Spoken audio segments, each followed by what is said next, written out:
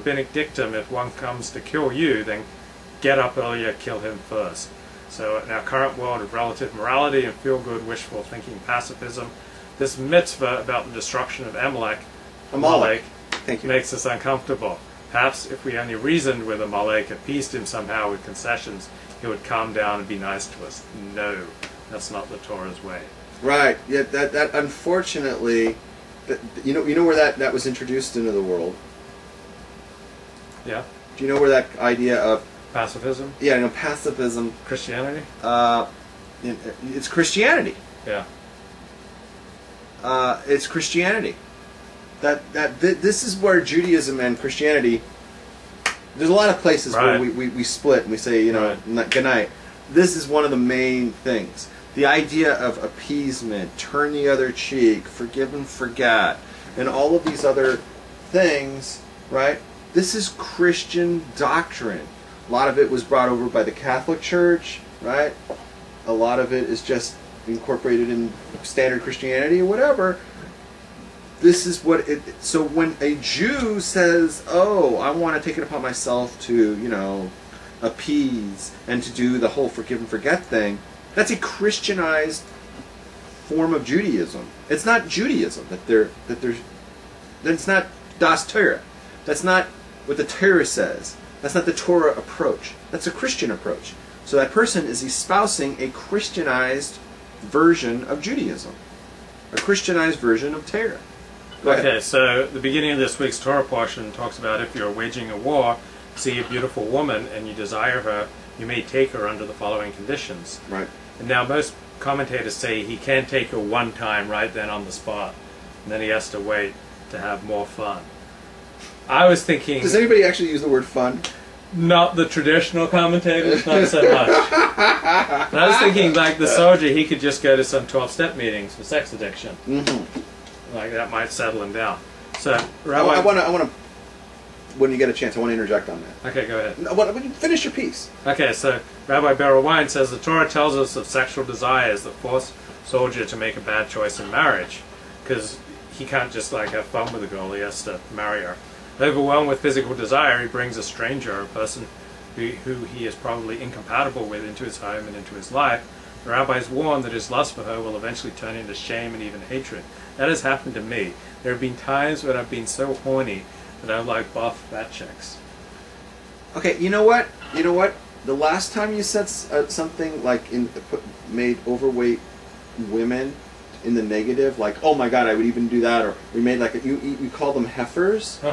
There were women who watched us who were offended and put off by that because they might be a little overweight. Fine. I didn't like sugarcoat my words so that, oh, let me not give offense to anyone. I say what I want to say, and then people can feel what they want to feel. I don't care if people take offense. But anyway, like... And then you wonder why people on my list can't stand you. I don't wonder why. I'm no wondering whatsoever. So like I've been like really lustful, and like it's like, oh, I've got to have this woman right now. I don't care if she's 20 pounds overweight. And then afterwards, I like look at her, or like the next morning, like you wake up with her, like you see her in the harsh light of the morning, and it's like, oh my, what have I done? Who have I done? I'm so ashamed. Like, let me get this heifer out of my bed. Oh, there's the heifer word.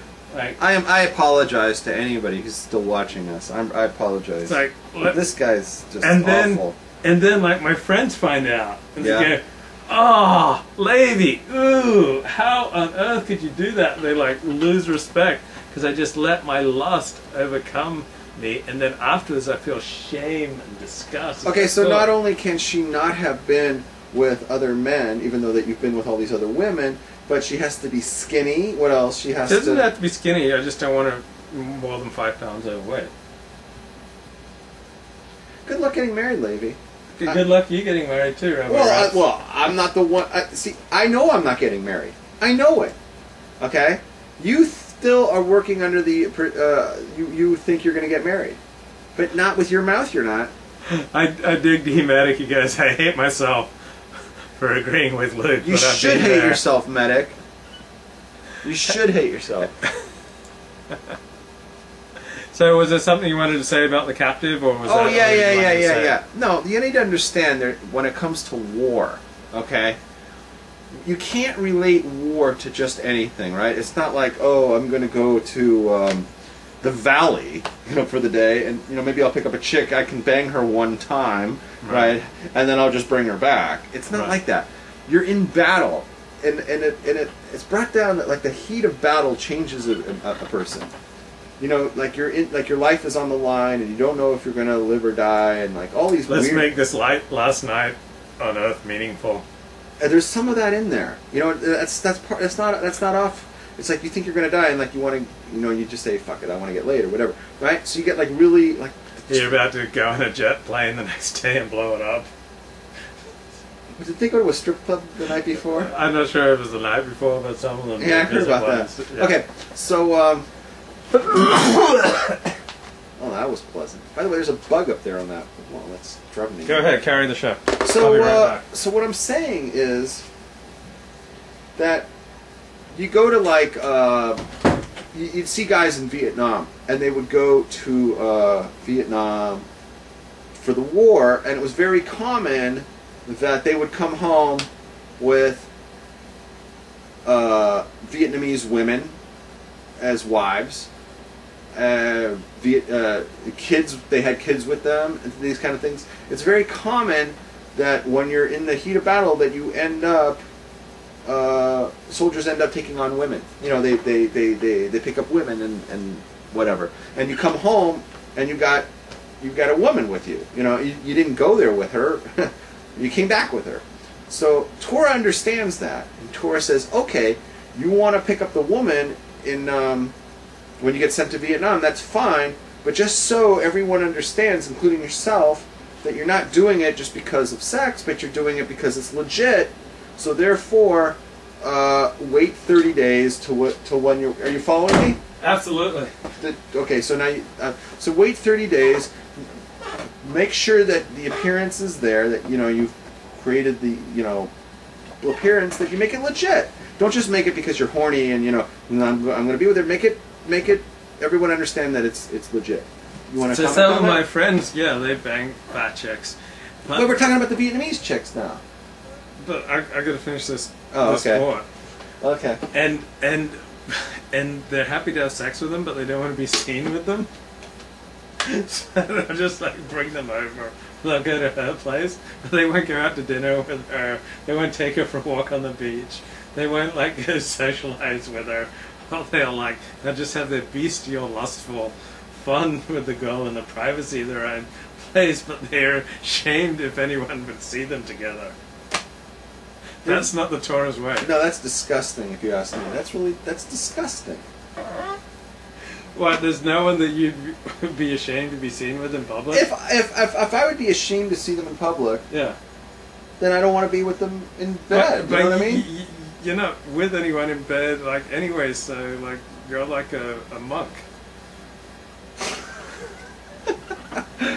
Alright, so there's that. Now, the thing is, I thought you were going to come in out of the bathroom, and you heard me talking about how when the soldiers were sent to Vietnam, and they would meet these Vietnamese women, and they would bring them home, I thought you were going to say to me, that's because the Vietnamese women would come up to them and say, me so horny. Me love you a long time. I don't make ethnic generalizations. Me sucky. That's for sure. Alright, next thing. So, this week's Torah portion says that every opportunity where you can save someone from harm, from a loss, with either physical or verbal intervention, you need to do that. So, if someone drops their wallet, you need to return it to them. But if you see someone about to do something stupid and you believe there's a good chance that your words could stop them from doing it, then you need to speak up. If you know that your words not only will not stop them, but will reinforce them in whatever they're going to do, or will just make them hate you and will do no good purpose, then there's no point in saying anything.